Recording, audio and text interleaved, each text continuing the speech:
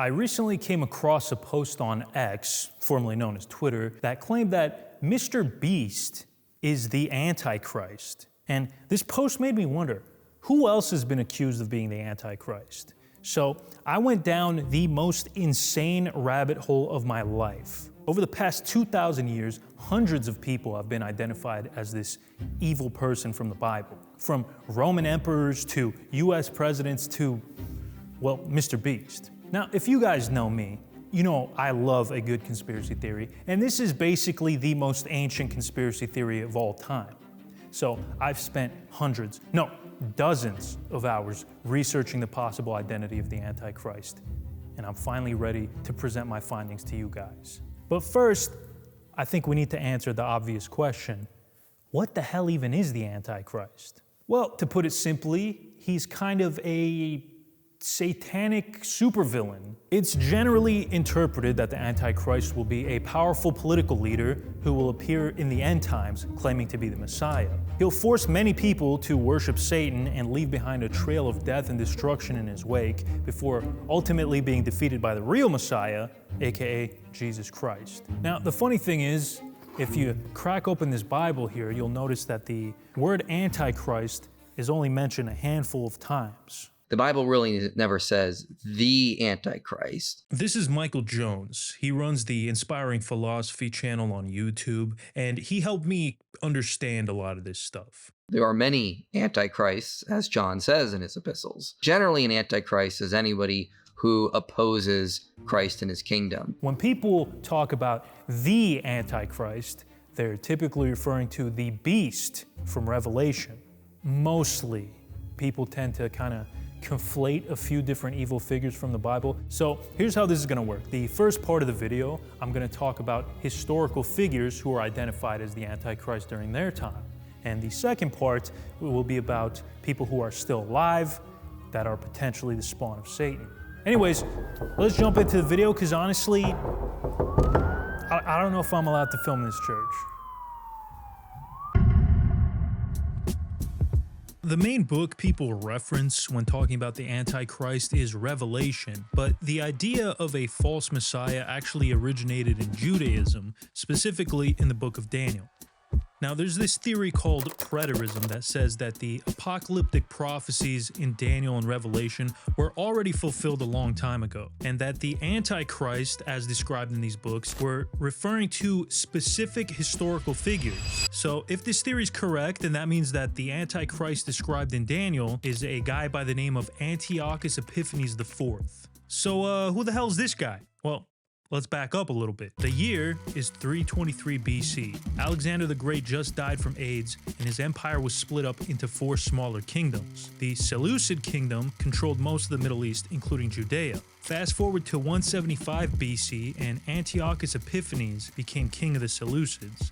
And to say this guy was a schmuck is an understatement. You see, Antiochus was getting really pissed off because a lot of Jews weren't adopting Greek customs and culture, so he began persecuting Jews who refused to integrate into Greek society. So, they refuse, do they? It's time to force the Jews to do what all other nations have done willingly. He started by banning Jewish religious practices like circumcision and animal sacrifice, but he also did public Bible burnings and, of course, straight up executed anyone who refused to cooperate. When this wasn't enough, this man did the most diabolical thing. Antiochus went to the Temple of God in Jerusalem and built a shrine to Zeus, and then he sacrificed a pig to it, which is definitely not kosher. Now, the book of Daniel contains a lot of symbolism, and I think once we break it down a little bit, it'll be pretty easy to see how it relates to Antiochus. In the book of Daniel, the prophet has a vision of 4 beasts coming out of the sea. The 4th beast was the most terrifying and powerful of them all. It's described as having teeth like iron and 10 horns on its head.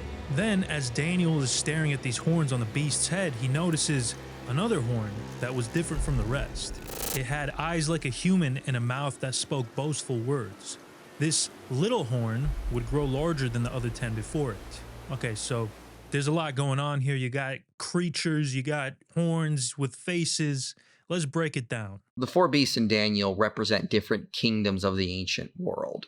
And there is going to be debate among people who've commented on this. So generally, the way they look at it is the first one would be Babylon, followed by the Medes and the Persians. The fourth beast is the Greek Empire under Alexander the Great that splits up, and then Antiochus Epiphanes IV is the little horn that comes about to go after the saints or the Jews of the day. Daniel goes on to say that the little horn would create something called the Abomination of Desolation, which sounds like a pretty cool name for a heavy metal band, but in this case, it's most likely referring to the shrine to Zeus that Antiochus built in the temple and the whole pig thing. Luckily, Daniel also said that this little horn was destined to fail. After Antiochus defiled the temple, a revolt broke out led by Judas Maccabee, which eventually led to the Greeks being defeated and the temple being restored. And this is where Hanukkah comes from, actually. Nero was the 5th emperor of Rome and is widely considered to be like the top 3 shittiest emperors of all time, right under his uncle Caligula and Emperor Palpatine. But not only was Nero a terrible leader, he was also evil, especially towards early Christians. In fact, he was an existential threat to Christianity. If Daniel was written about Antiochus, then Revelation was most likely written about Nero. And I think once you guys know a little bit about Nero's lore, it'll make sense why John identified him as the Antichrist. Now, Nero only became emperor of Rome as a result of a lot of scheming by his mom. She married the previous emperor Claudius and then whacked him, securing her son as the next in line for the throne. And Nero thanked his mother by whacking her too. I guess the apple doesn't fall far from the murder tree. After that rocky start, the first few years of Nero's reign were actually going pretty good. Rome was thriving and he was popular with the people as well as politicians. But the honeymoon period wouldn't last long. You see, the reason everything was going so good was largely because of Nero's mentor and advisor, Seneca, the famous Stoic philosopher. Nero also had him whacked, and without anyone holding back his impulses, the empire started going to shit. Oh, and Nero's personal life wasn't any better than his political one.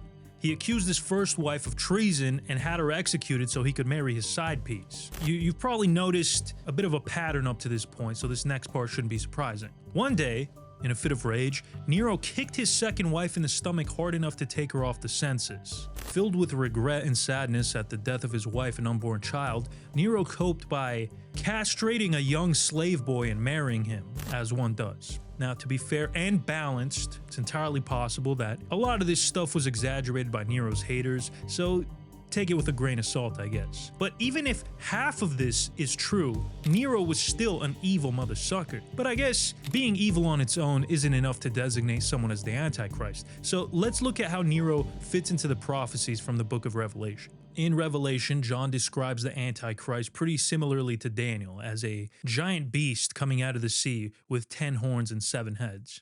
The beast is said to have 7 heads, and they tell us flat out this represents 7 mountains. Well, what was Rome? Rome was the city on 7 hills. It talks about having 10 horns. Well, there were 10 procurator governors under Nero in that time. It's describing the beast in this highly metaphorical language, cryptic language, that Christians would have understood at that day to refer to Rome, who was persecuting them. It goes on to say that the Antichrist will be a powerful ruler who is worshipped as a god. And Nero obviously fits the bill. And Roman emperors were regarded as gods. Now, Roman emperors from around this time by default disliked Christians because they refused to worship the emperor as a god. But starting in 64 AD, Nero would wage an all-out war against Christians. That year, Rome went up in flames, and 2/3 of the city was destroyed in the fire. And there were rumors going around that Nero himself started the fire. So in an attempt to draw attention away from himself, he decided to do what every good leader does and blame the unpopular religious minority, which at the time was Christians. This kicked off a horrible period of persecution, and Christians from all over Rome were rounded up and killed in the worst ways imaginable. According to the Roman historian Tacitus, mockery of every sort was added to their deaths. Covered with the skin of beasts, they were torn by dogs and perished, or were nailed to crosses, or were doomed in the flames and burnt to serve as nightly illumination when daylight had expired. Yeah, that means they literally used them as candles. And it was around this same time that the saints Peter and Paul were also said to be martyred in Rome. I mean, that's pretty compelling stuff, but let's take a look at the last piece of evidence, which I personally think is the most convincing. Revelation 13, verses 16 through 18. The beast forced all people, great and small, rich and poor, free and slave, to receive the mark, and that no man might buy or sell, save that he had the mark, or the name of the beast, or the number of his name. Let him that hath understanding count the number of the beast, for it is the number of a man, and his number is 666. Alright, so let's talk about this infamous number, okay? It says that it is the number of a man. Well, back in those days, people used a system called gematria to assign numbers to words. In ancient Greek and Hebrew, every letter had a corresponding number. If you add up the letters of the name for Emperor Nero, written in Hebrew, Kaiser Neron, the total comes to 666. There's actually two numbers in the earliest manuscripts. Some say 666, some say 616. But either way, it's a gematria of Nero Caesar, just depending on which language you're looking at. Okay, now let's take a look at that verse one more time. No man might buy or sell, save that he had the mark. What did people use to buy and sell back in the day? Coins! What were on those coins? Nero's fat, disgusting face, along with his name, aka the mark of the beast, 666. Now, in 68 AD, Nero had become an enemy of Rome, and the Senate basically put out a hit on him. Instead of waiting for them to kill him, he decided to take his own life. But early Christians were so convinced that he was the Antichrist that a lot of them believed that he would come back from the dead, because it also says in Revelation that the beast would have a fatal wound on its head that would heal.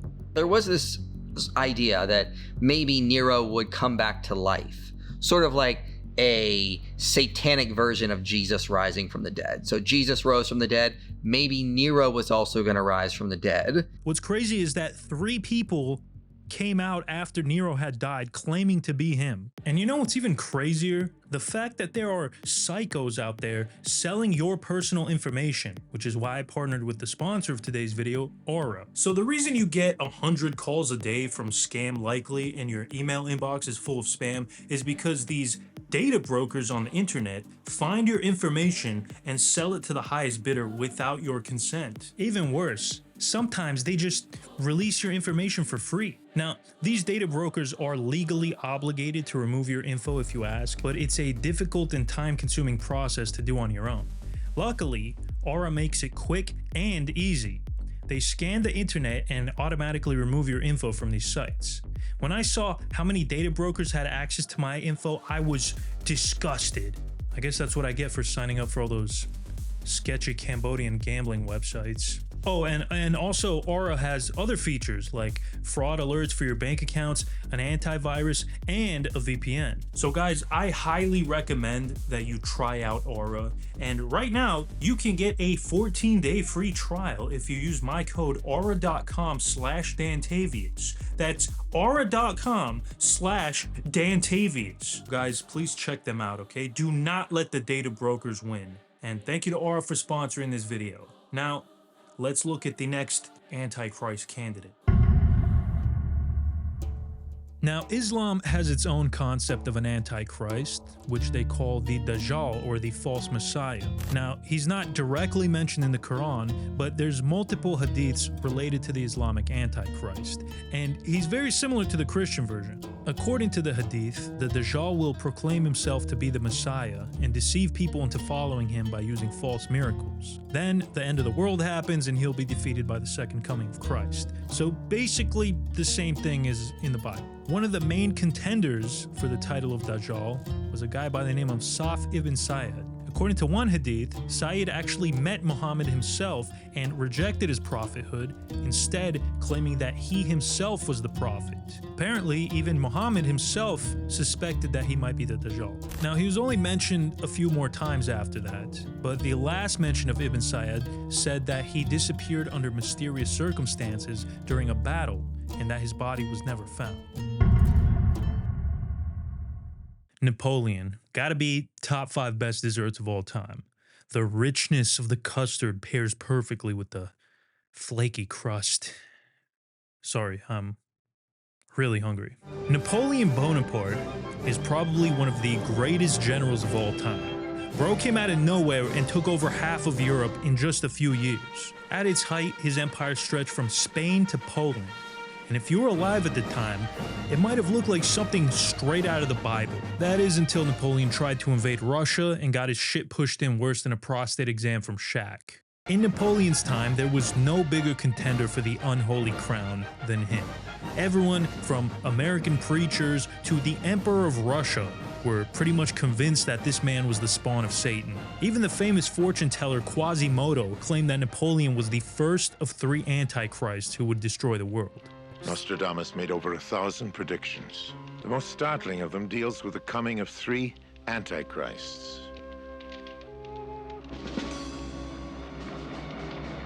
Hitler is believed to have been one of these.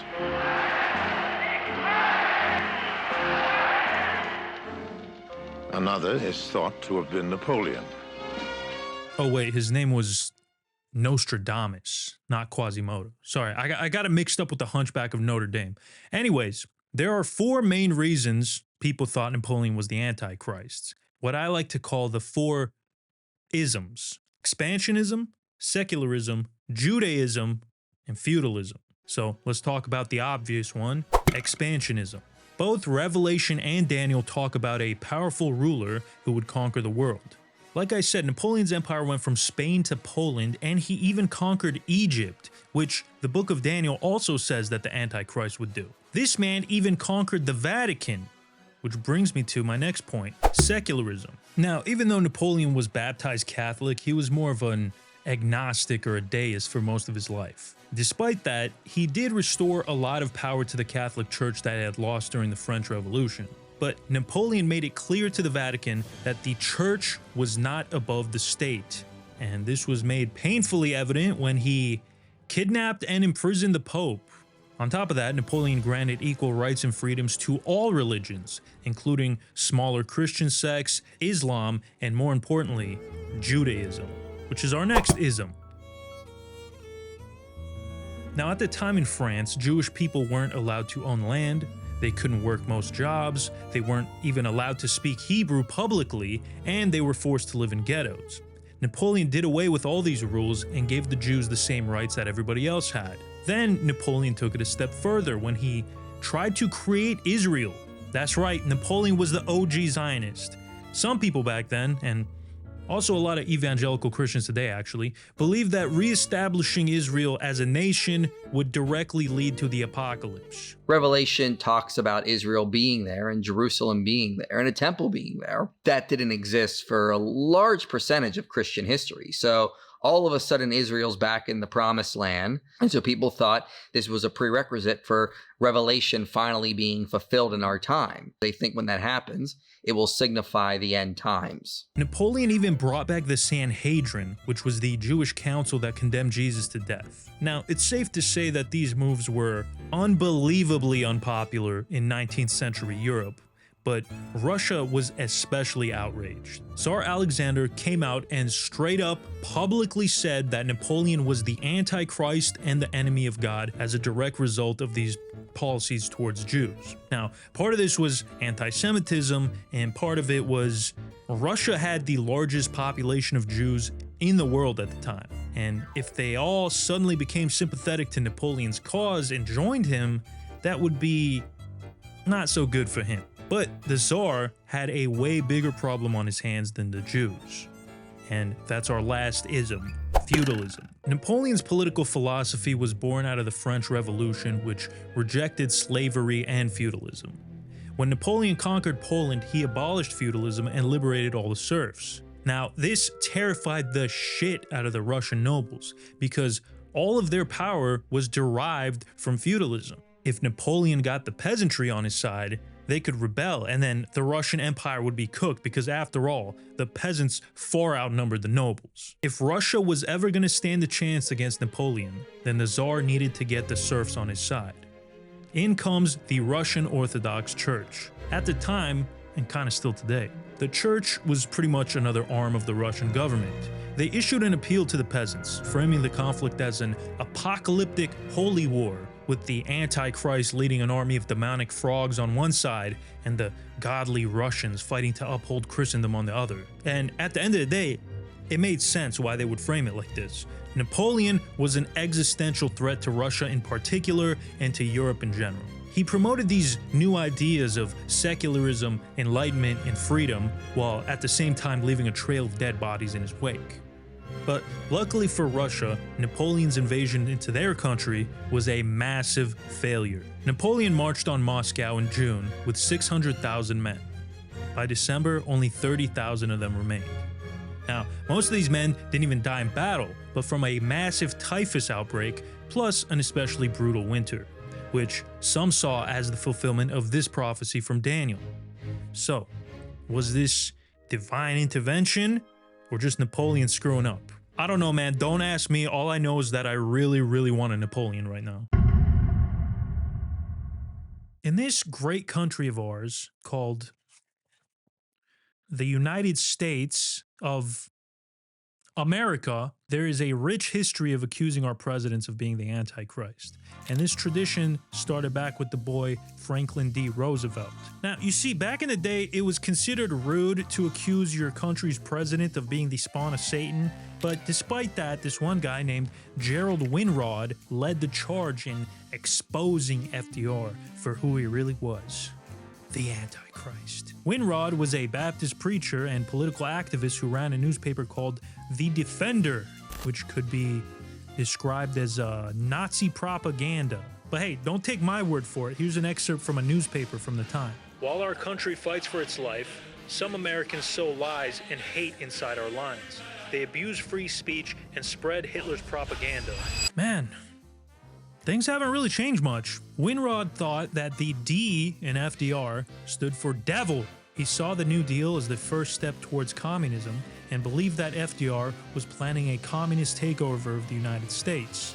Oh, and apparently FDR was both an agent of the Catholic Church and a secret Jew at the same time. You know, I gotta give it to this guy. These days, schizo conspiracy theorists are like a dime a dozen, but this man was a pioneer. Since him, pretty much every president has been the Antichrist for one reason or another. Now, believe it or not, FDR wasn't the only person Winrod accused of being the Antichrist. There was another. Benito Mussolini, aka Il Duce, which I believe is Italian for the douche. Now there's this story, it's not really a famous story, but it's a story of two evangelical missionaries, Edith and Ralph Norton, who visited Mussolini back in 1932, and they warned him that he was fulfilling a lot of the prophecies described in the books of Daniel and Revelation. The Nortons and some of their fellow evangelicals thought that Mussolini would bring back the Roman Empire and essentially become the second coming of Nero.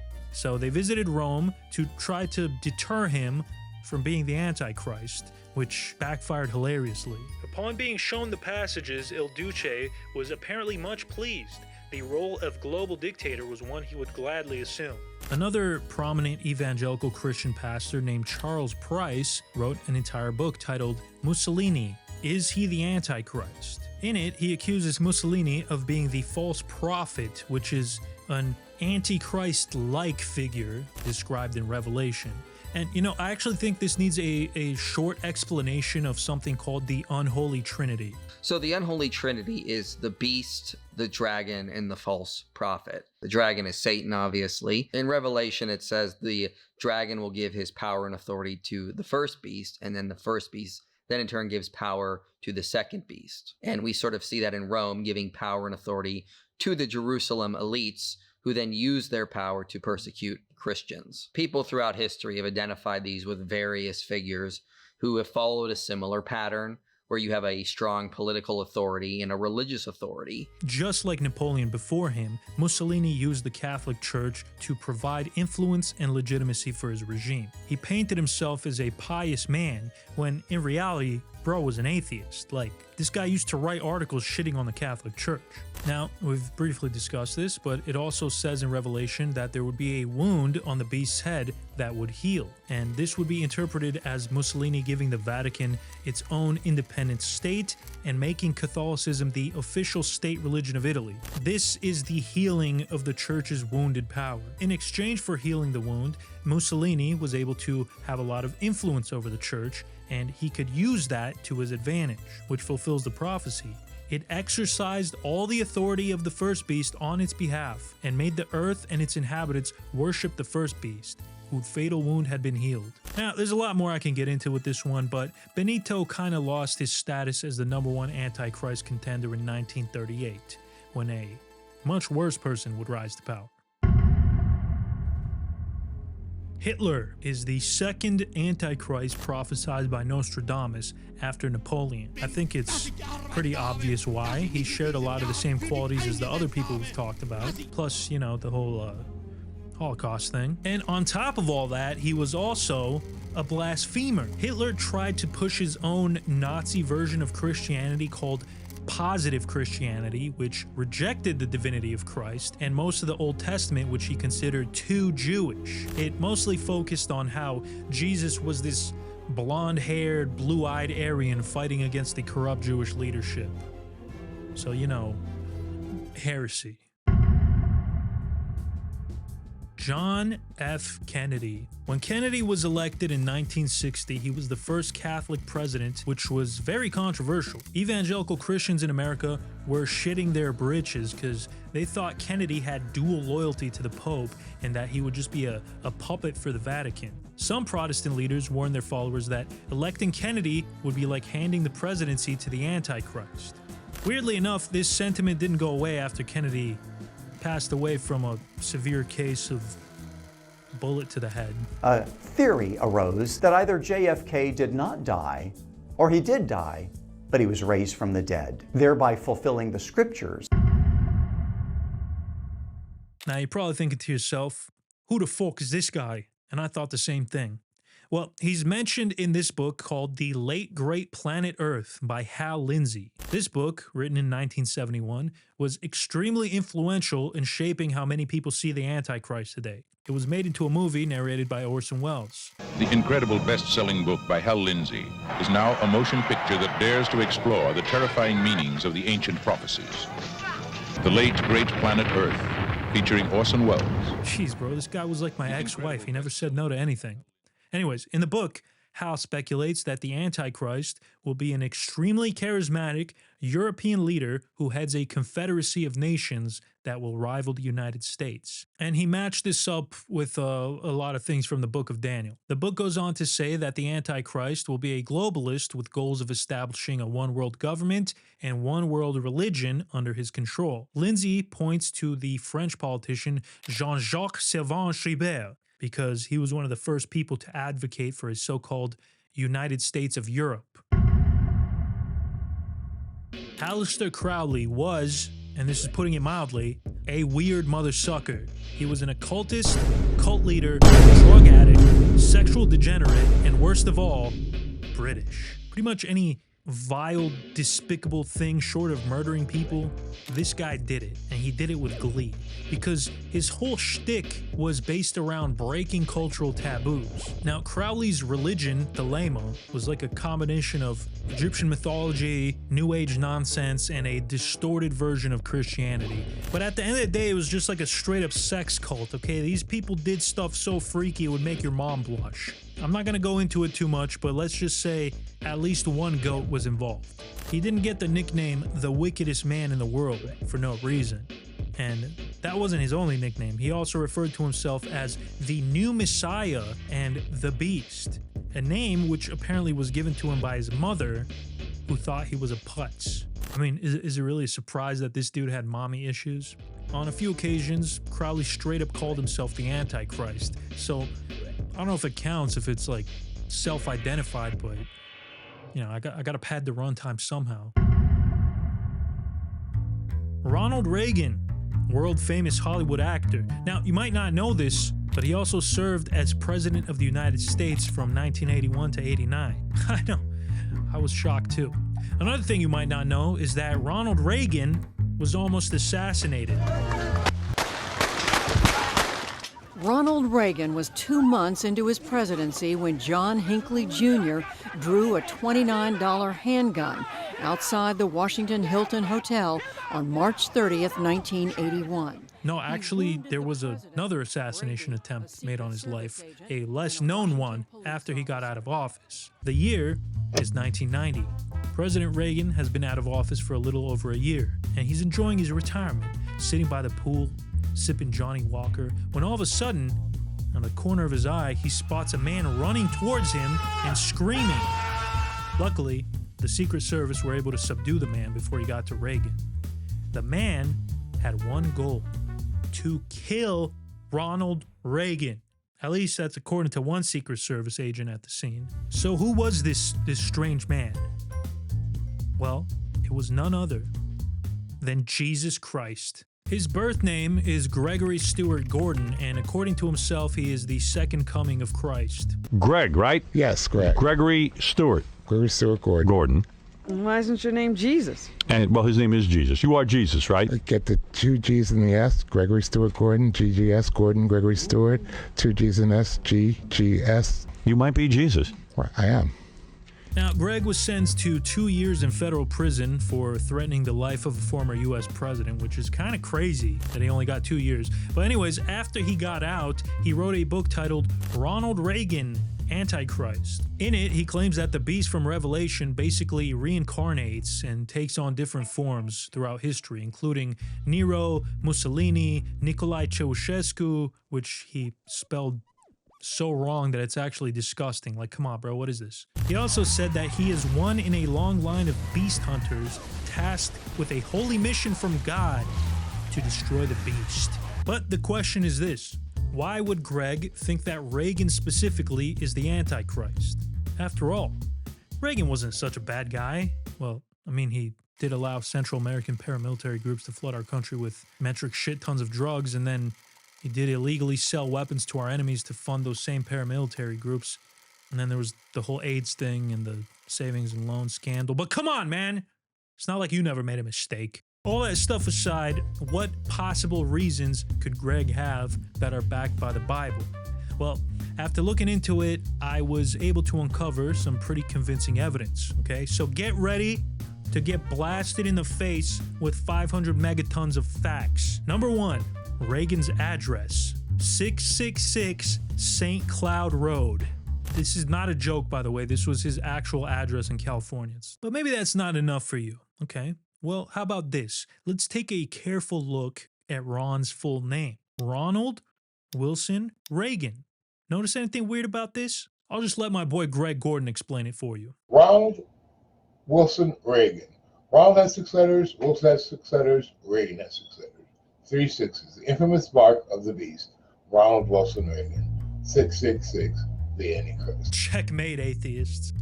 Actually, this was kind of a popular theory back in the day. Our boy Greg wasn't alone in thinking this. I even found a Washington Post article from 1980 talking about the whole Reagan Antichrist connection. Now, Reagan passed away in 2004, so that's the end of that, right? Well, according to Greg, he might still be alive and is just biding his time until he's ready to do the apocalypse. Well, I've also heard that he might still be alive, which kind of doesn't surprise me, as he might have gone underground. He went underground on 6/6/2004, 2 plus 0 plus 0 plus 4 equals 6. So in underground on the 666 day, was too coincidental. I think he might still be alive. Man, how old would Reagan be right now if he was still alive? Probably younger than Joe Biden, right? Now, I highly suggest you guys buy Greg's book because, I feel like he could use the money. And actually, it's pretty entertaining. I'm not going to lie. Mikhail Gorbachev. When Ronald Reagan met with Gorbachev in 1986, a lot of conservative evangelicals in the United States were upset because Reagan was actually meeting with the Antichrist. That's right. Not only was Reagan the Antichrist, but his main rival was as well. And what was their argument? Well, his birthmark looked like a dragon, which is clearly the dragon from Revelation. And that's pretty much it. It's just the birthmark. I don't know, man. I feel like the Antichrist wouldn't make it that obvious, right? Plus, I think his birthmark is kind of like a Rorschach test. You kind of see what you want to see. Because to me, it looks like a can of nitrous oxide, but, that's just me. Henry Kissinger. If you made a tier list of all the evil people in the world, he would probably go in A. Like, he wasn't like Pol Pot evil, but he did cause the deaths of a shit ton of Cambodians. Kissinger rose to prominence in the 70s when he became Richard Nixon's Secretary of State. It was during this time that he actually won a Nobel Peace Prize for bringing an end to the Vietnam War. This was, of course, after convincing Nixon to carpet bomb the absolute dog shit out of Cambodia, killing tens of thousands of civilians, on top of supporting multiple genocidal dictators. But I mean, what can you really expect from the same organization that unironically nominated Joseph Stalin for a Peace Prize? Twice. Kissinger was seen as this incredibly powerful and evil agent of chaos who was pulling America's geopolitical strings and would usher in the end times, which, I don't know, man, they might have been onto something with this one. This dude was pretty much the #1 contender for the Antichrist position until, when he was still alive, people thought that Saddam was the third Antichrist prophesied by Nostradamus. To unpack, we gotta talk about a whore. She was a whore. So apart from the Beast of Revelation, there's another character that plays a big role in the apocalypse, and that is the whore of Babylon, or the harlot of Babylon. She's described as a woman riding a scarlet beast that was covered with blasphemous names, and it also had 7 heads and 10 horns. Upon her forehead was written a name: Babylon the Great, the mother of prostitutes and abominations. The harlot of Revelation, which is probably understood by John to be Jerusalem, could also be understood in various sects of Christianity to be all sorts of other nations or cities or groups of people who've turned away from God. Some people literally took this to mean that Babylon would be resurrected and that Sadam Hussein would be the one to do it, because modern-day Iraq is located where Babylon was back in the day. And Saddam had a little moment there where it looked like he was going to pretty much take over the Middle East. In 1996, Pope John Paul II was in the middle of giving a speech to European Parliament when all of a sudden,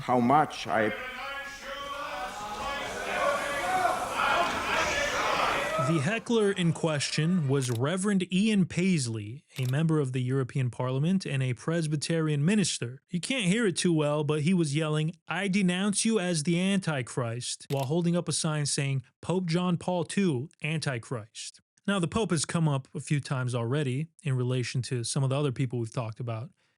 Why is that? Protestants have a rich tradition of accusing the Pope of being the Antichrist, going all the way back to the 16th century. October 31st, 1517, Wittenberg, Germany. A Catholic monk named Martin Luther marched up to the town's church and nailed a piece of paper to the door. Luther didn't know it yet, but this paper would change the course of history forever. It would come to be known as the 95 Theses and was basically a list of complaints Luther had about the Catholic Church. Martin Luther went around Germany handing this paper out and challenging anybody to debate him on any of the points. Now, if you read the 95 Theses, you'll find one word come up a lot: indulgences. What's an indulgence? So Catholics believe that not only is there a hell and a heaven, but there's also a place called purgatory, which is kind of like a waiting room for heaven, right? Where you're saved, but also like you gotta atone for some of the sins before you get into heaven. And you can shorten the amount of time you have to stay in purgatory by doing indulgences, which are essentially good works like fasting, pilgrimage, certain prayers, and charity. Now, that last one is important because some priests were essentially saying, hey, if you give the church money, that will count for a bunch of indulgences. Your Pope sends you a gift to save you from such fires, a special indulgence granted for the building of St. Peter's Church in Rome. Which, by the way, this was not allowed, but like a lot of priests were still doing it. So Martin Luther was going around Germany challenging everybody to debate him on his 95 Theses. This man was basically a Renaissance-era debate bro. Pretty soon, word of Luther's beef with the church made it all the way to the Pope himself. Now, at first, the Pope just tried to shut Luther up, tried to reason with him. But when he saw that that wasn't working, he officially excommunicated him in 1521. And this was a pretty big deal because not only was Luther kicked out of the church, but he was also declared a heretic and basically a criminal by the Pope. By this point, Luther was pretty much totally convinced that all of the apocalyptic prophecies about the Antichrist matched up perfectly with the Pope. Here was Luther's reply to the Pope's excommunication order. I ask thee, ignorant Antichrist, do thou think with your naked words that you can prevail against the armor of Scripture? I call upon you to renounce your diabolical blasphemy, and if you will not, we shall hold your seat as possessed by Satan, the damned seat of the Antichrist. I'm not gonna lie, dude was kind of spitting. Now, Antichrist wasn't the only thing Luther called the Pope. He also referred to him as, quote, Pope Fart Ass. He also commissioned this drawing of two peasants farting in the Pope's face, which he used as the cover for one of his essays. It's kind of funny, man. But listen, Martin Luther wasn't just talking shit. He also spent years studying the Bible and was convinced that he was living in the end times, and that the biblical prophecies about the Antichrist matched up perfectly with the Pope. Now, Luther passed away in 1546, but he started a tradition of Protestants calling the Pope the Antichrist that stuck around pretty much until today. About 100 years after Luther, this guy Francis Turretin came out and said that the Antichrist was not an individual person, but a position, and the entire office of the Pope was the Antichrist. Puerto Rico, it's like the Judea of the Western Hemisphere because it's the birthplace of Jesus.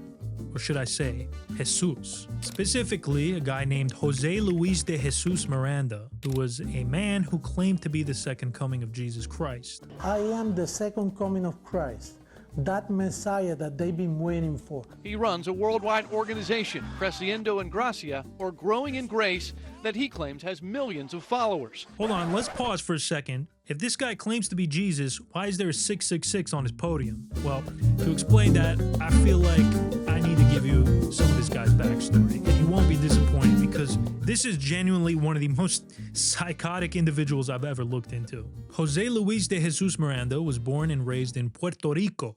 He was a self-admitted criminal and drug addict who landed himself in prison multiple times. On one of these trips to the slammer, Jose claimed that he was visited by two angels. Now, I'm not sure if he means angels like from the Bible or two Spanish dudes named Angel.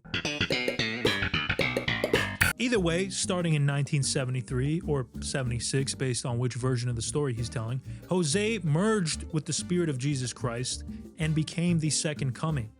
From that point, he started hearing a voice in his head, which he said was God. In the early 80s, the voice told him to go to Miami, where he was able to secure his very own radio show, and he started preaching his insane version of Christianity to the world. And what was so insane about it? Well, Jose preached that sin no longer existed, and essentially, people were free to do whatever they wanted because they would be saved. He preaches a message of freedom to indulge. This message tells us that we're perfect, that there's no sin, that there's no devil. And also no hell. Before the presence of God, there is no more sin, he says. And with no sin, De Jesus teaches his followers, there is no devil and no need for prayer.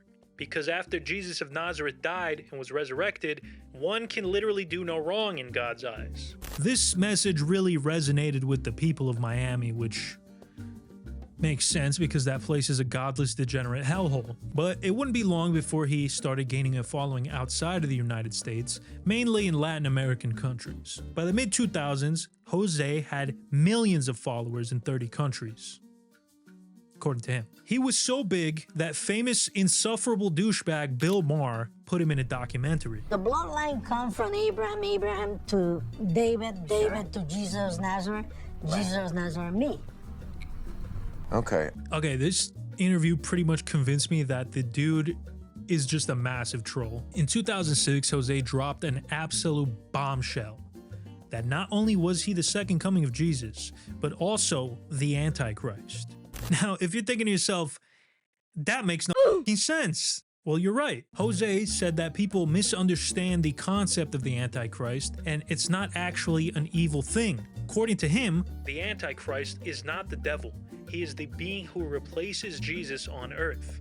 Antichrist is the best person in the world. It means do not put your eyes on Jesus of Nazareth, put it on Jesus after the cross, meaning him. To show his commitment to his idea, Jose tattooed the number 666 on his forearm, and over 30 people in his congregation followed suit. There was even a mother in Cuba who tattooed her 3-year-old child. All right, this is just a cult. This is It's like a weird cult. Now, Jose passed away on August 8th, 2013. Or did he? His ex-wife announced that he died from cirrhosis of the liver, but a month later, on 9/11, Jose came out in true Antichrist fashion and said that the rumors of his demise were unfounded and that he was in fact healthier than ever. But then a month after that, on November 15th, he actually died. Or did he? Yeah, he did. Of course, if you ask Joe's followers, he didn't die because he's an immortal being, but I'm not asking them. Since his quote-unquote death, Jose's quote-unquote cult, known as Creciendo de Gracia, fractured into multiple smaller cults, and I'm sure a lot of people made tattoo removal appointments. I hope. All right, we did it. We made it to the second half of the video. Now that we've looked at all the Antichrist candidates throughout history, I think we can get a better idea of what to look for when trying to spot the Antichrist today. From here on out, all the people I'm going to talk about are still alive, okay? These potential demons walk among us. Wait, are Among Us memes still funny? Probably not. Vladimir Putin. Okay, so to understand this one, I should briefly explain how the Eastern Orthodox Church works to you Westoids. So you can think of the Catholic Church as an absolute monarchy, where one guy at the top has full control over all his territory. The Eastern Orthodox Church is more like a confederacy, with a bunch of patriarchs administering to their territories, but they're still in full communion with each other. Ukraine used to be under the jurisdiction of the Russian Patriarch, but they separated after Putin illegally invaded their land. I don't want to get political. The current acting patriarch of the Orthodox Church of Ukraine has stated, "The spirit of the Antichrist is at work in the leader of Russia. The signs of which the scriptures reveal to us: pride, devotion to evil, ruthlessness, false religiosity. Hitler was like that during World War II. Now Putin has become like that." And if you look online, you'll see quite a few people who share this outlook. Jesus Christ created heaven and the universe! You are Antichrist! You are Antichrist! Barack Obama. There was a poll back in 2013 that said 13% of Americans believed that Obama was the Antichrist, and another 13% were unsure. Now, do you guys remember chain mail? No, not that chain mail, like chain emails. Most of them were things like, "Send this to 5 people or Franklin the Turtle will murder you in 3 business days." Back in 2007, there were several chain emails that were going around accusing Obama of being the Antichrist. Now, I wasn't really able to find any of them, but I'm sure they were very convincing. During my several minutes of research, I've also found evidence that Barack Obama's name was directly mentioned in the Bible, specifically in Luke 10:18, where it says, "I saw Satan fall like lightning from heaven." Now, apparently, the words lightning from heaven in Hebrew are pronounced as Barack Obama. So it says, "I saw Satan fall like Barack Obama." It says this in the Bible, guys. Now, given this plethora of information identifying Obama as the beast, it wouldn't really be surprising if somebody decided to act on this, right? On 11/11/2011, multiple shots were fired at the White House. Some of them hit the second floor, where the president's bedroom is located. Police have arrested a 21-year-old man in a shooting that involves the White House. The investigation began Friday night when witnesses said they heard gunfire beyond the South Lawn. It was clear that whoever did this was trying to assassinate Barack Obama. But luckily, the would-be assassin tried to carry out his attempt when Obama was out of town. I guess he didn't think to check his travel schedule. So nothing ended up happening because nothing ever happens. Law enforcement later arrested Oscar Ortega, a 21-year-old man from Idaho. Oscar Ortega was convinced that he was the second coming of Jesus and that Obama was, well, you know. He also apparently tried to go on Oprah before attempting a Kennedy. So I ask you, Oprah, better yet, I'm begging you, Oprah. Please cast me onto your show, Oprah.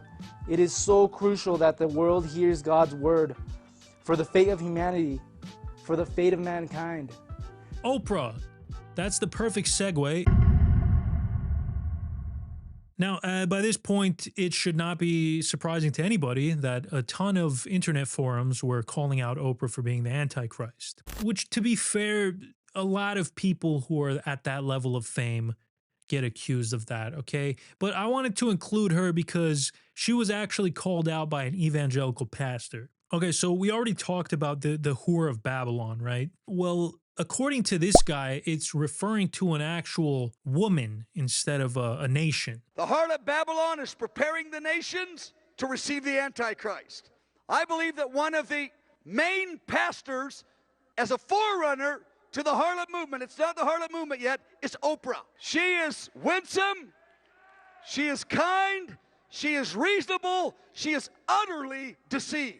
This guy, his name is Mike Bickle. He's the founder of IHOP. No, not the scrumptious pancake chain, the International House of Prayer. And Mr. Bickle seems pretty convinced that Oprah is the Whore of Babylon. A classy woman, a cool woman, a charming woman, but has a spirit of deception, and she is one of the clear pastors, forerunners to the harlot movement. Bro, I've never seen anyone be so complimentary while calling someone evil at the same time. And, you know, not that this takes away from his credibility or anything, but Mike was kicked out of IHOP for sexual misconduct, which coincidentally, my Uncle Ruben was also kicked out of an IHOP for sexual misconduct.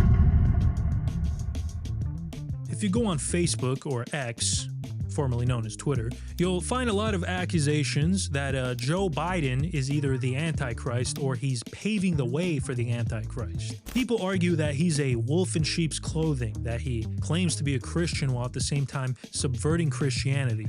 Either way, for the most part, this stuff stayed on the internet, didn't really leak into the real world until January 25th, 2022. Independence, Kansas. A man placed a call to the local police department and told them he was traveling to Washington, D.C. so that he could, quote, cut the head off the snake in the heart of the nation. The next day, Secret Service agents met with the guy and they searched his car where they found 3 bullets. No gun, just 3 bullets. Pretty weird, right? But when they searched the guy's Facebook page, things started to make sense. There will be a miracle happening at the White House. I believe Joe Biden is the Antichrist now, and he will suffer a fatal head wound. I'll deal that blow in Christ's name, and I'm going to do it with bullets and no gun. Now, this is, not really a funny story. The guy, from what I read, he went through a psychotic break due to PTSD from his time in the war, so hopefully he's able to get some help and not get thrown in prison forever. Jared Kushner is the son-in-law of Donald Trump, and he also served as one of Trump's senior advisors during his first term, which pretty much made him one of the most powerful men in the world at the time. Also, I don't know if you guys noticed this, but he has the word Kush in his name, which is pretty cool. Before becoming Trump's son-in-law, the Kushman was a big-time New York City real estate tycoon and CEO of Kushner Enterprises, a position which he filled after his predecessor, who also happened to be his father, was convicted of tax evasion, witness tampering, and illegal campaign contributions. Oh, and not really related to anything, but Trump gave him a full pardon in 2020 because, why not? Now, the main reason for the Antichrist allegations against Jared is that after taking over his father's company, Jared had something to prove. He wanted to make big deals to prove that he was a big deal and not just some Nepo baby schmuck. So he set his eyes on a property that would be his crown jewel. It would be his legacy. That property? 666 5th Street. Now Jared, being the genius businessman that he is, picked the perfect time to acquire this property. 2007, famously the best year in history to buy real estate. Less than a year after closing the deal, the Devil Building started bleeding so much money that Kushner was forced to sell half of it off to another investment firm.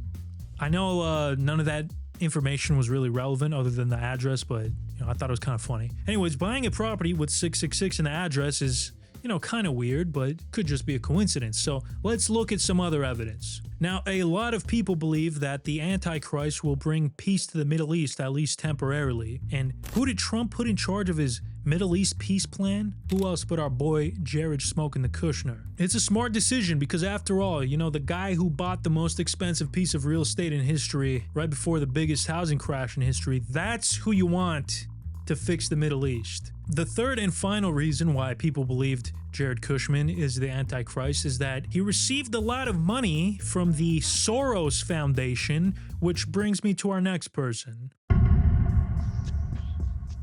George Soros is a billionaire financier and philanthropist who almost single-handedly bankrupted England's central bank after betting against the pound. It was a day when the Bank of England lost billions and speculators made fortunes. It was in excess of $1 billion of profits. A day of disaster from which the government never recovered. In excess of $1 billion profits. Soros uses his wealth to fund progressive and liberal causes all over the world, and for that reason he's become kind of a boogeyman for right-wing types. He's rich, powerful, liberal, and an atheist.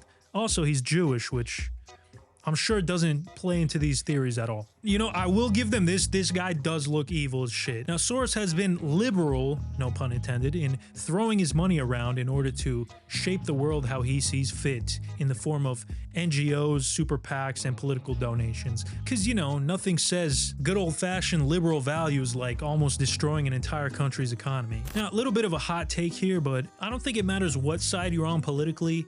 Unelected billionaires should not have as much power as they have in our political system. I am become meme. Yeah, pretty much. I have never seen a better example of a guy who put all his stat points into luck. I don't really want to get into him too much because there's 1,000 videos on Elon breaking down how much of a schmuck he is. So instead, let's just focus on why people think he's the Antichrist. First of all, he wore this suit of armor at a Halloween party with a literal demon and an upside-down cross on it, which, I mean, that's a bit on the nose. But hey, a lot of people have worn questionable Halloween costumes. Heck, I'll admit it. I dressed up as Bill Cosby one year. Not proud of it, but I did it. It's a different time. Okay, satanic costume aside, there's a much bigger reason why people think he's the Antichrist.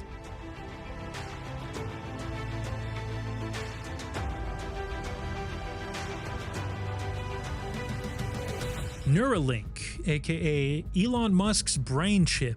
The stated goal for Neuralink is that it's supposed to help people with neurological disorders like Parkinson's, which is objectively a good thing. But the long-term goal is something called transhumanism. Not to be confused with transgenderism. Transhumanism is a philosophy that says humans should use technologies to augment themselves and push the human body past its natural limitations, essentially creating a race of cyborgs. Elon believes that if we don't merge with the machines, then AI will eventually destroy us a la Terminator 2. We're going to have the choice of either being left behind and being effectively useless or like a pet, you know, or eventually figuring out some way to be symbiotic and merge with AI. It's an actual quote from Elon. So how does this fit into the Antichrist stuff? Well, remember, in Revelation, it says that the Antichrist will force all people, great and small, to receive a mark on their hands or on their foreheads so that they could not buy or sell unless they had the mark. Now,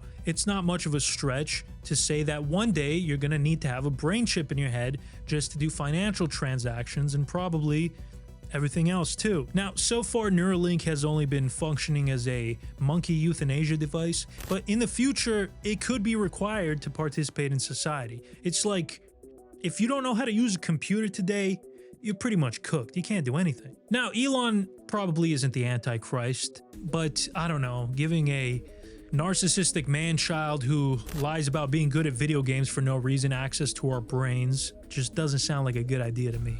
Like, you cannot tell me this mother sucker wouldn't explode your brain for making fun of him on Twitter. Yuval Noah Harari. He's an author.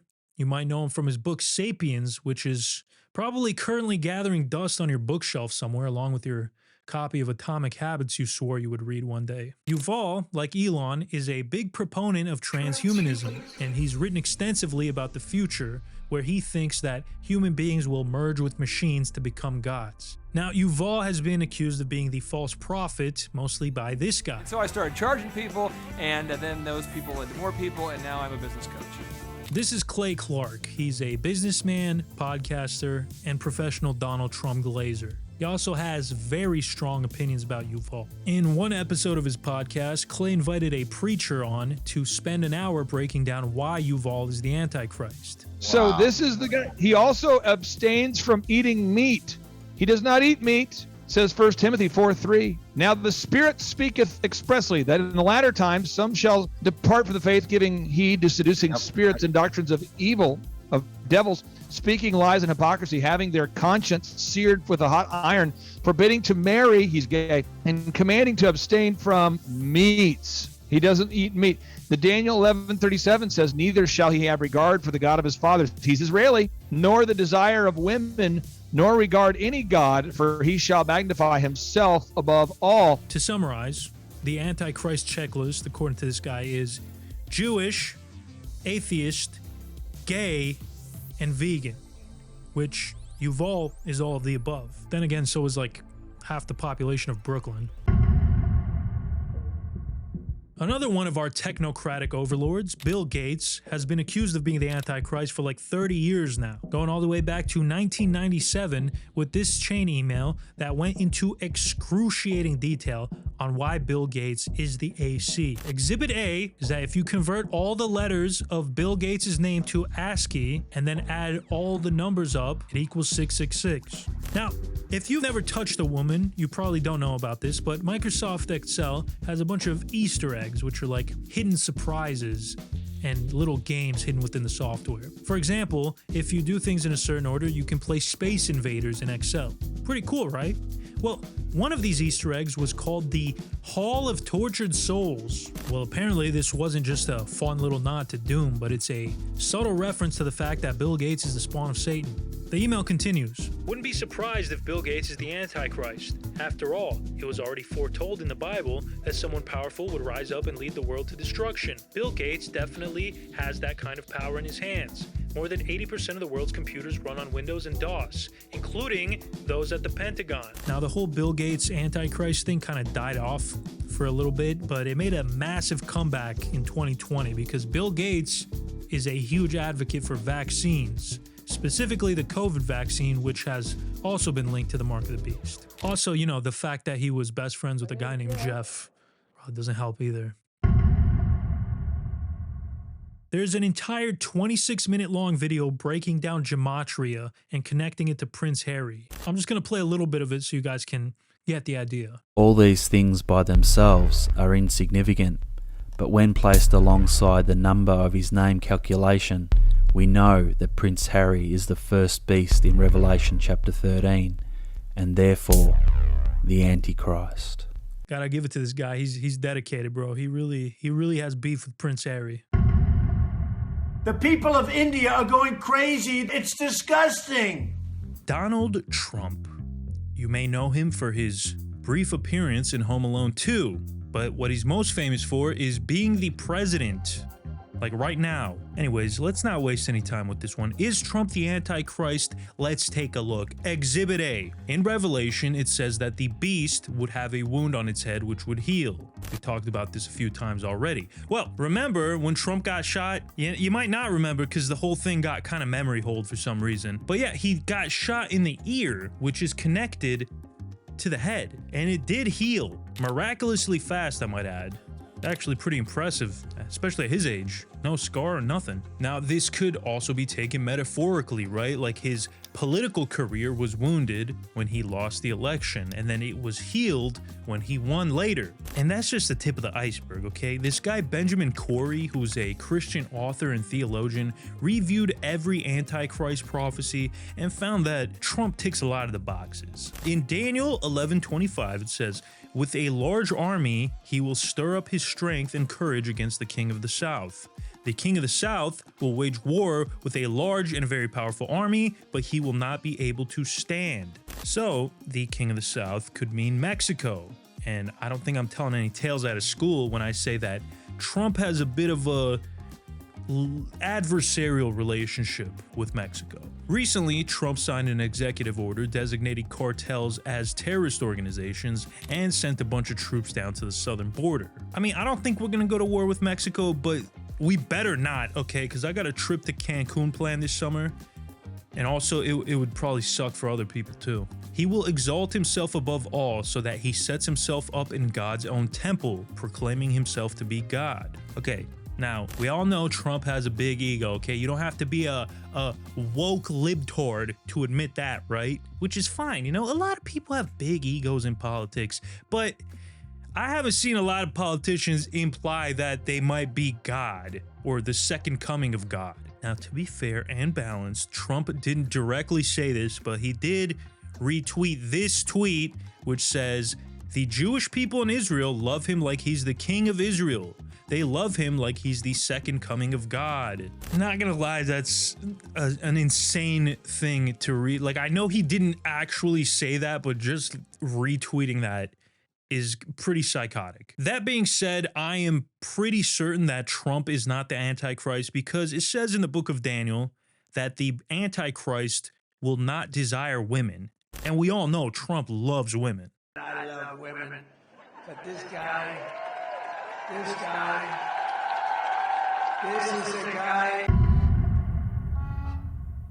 Emmanuel Macron has been president of France since, I mean, it feels like forever, but it's only been since 2017. But when he first won the election all those years ago, he was a popular contender for the crown of darkness. There was a YouTube video titled, "Could Emmanuel Macron be the Antichrist?" that had over 600K views before it was deleted. Luckily, I was able to find it in a dumpster, also known as rumble.com. Just kidding. A dumpster has way less trash in it than Rumble. Anyways, let's look at a couple of points from this video so we can discern for ourselves if this smelly Frenchman is indeed the Antichrist. The Antichrist will be a sexual pervert and show no regard for the desire of women. Daniel 11:37. Strangely, young Emmanuel Macron, at age 15, fell in love with Brigitte Trogneau, a married teacher at his school, who at the time was 39. The symbol of a pyramid and an all-seeing eye has long been associated with evil groups, such as the Illuminati and the Freemasons, who have wanted to destroy the evangelical church and to have Satan worshipped instead.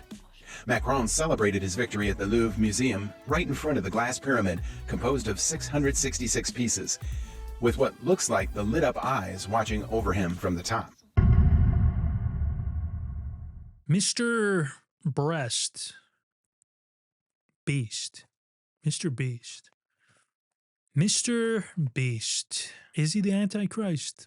Now, I'm pretty sure this started out as a 4chan shitpost, but there are a lot of people that genuinely believe he's the Antichrist. So let's look at the evidence, and who knows, maybe by the end of it, you'll be a Mr. Beast truther yourself. First of all, take Mr. Beast's real name, Jimmy Donaldson, and replace all of the letters with Antichrist. Pretty damning evidence so far, but let's continue. It all started with this green text on 4chan from 2020. This YouTuber seems to be a humble fellow, yet inside he is a ravenous wolf.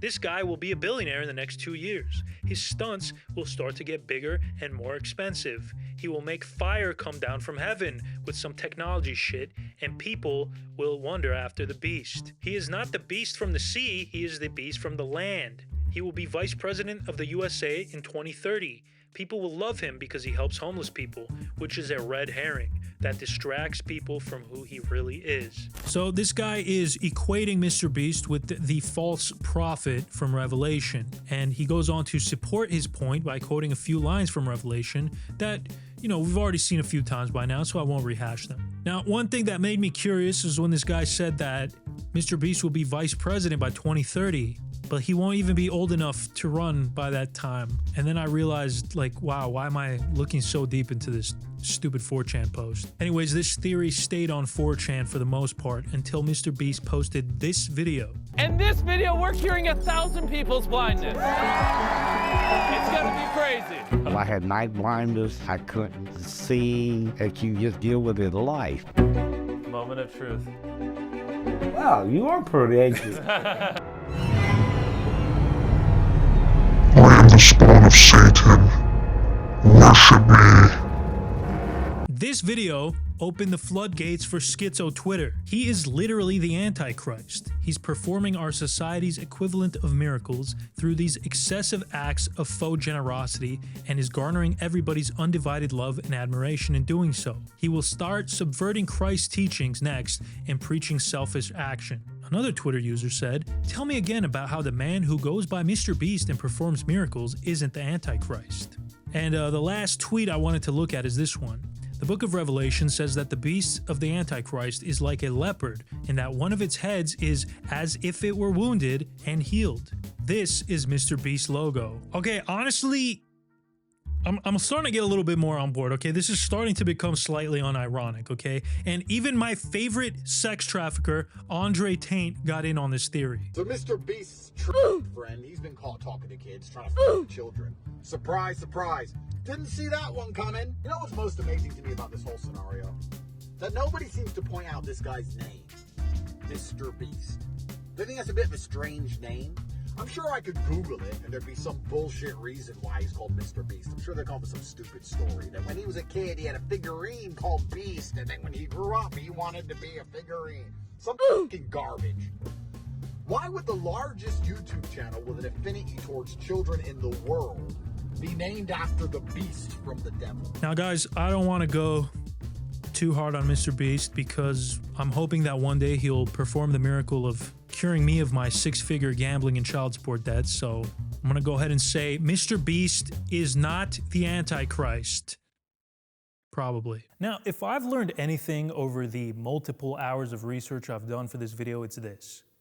My fellow Christians, especially the evangelicals, are too focused on trying to find the Antichrist when they should be focused on finding Christ.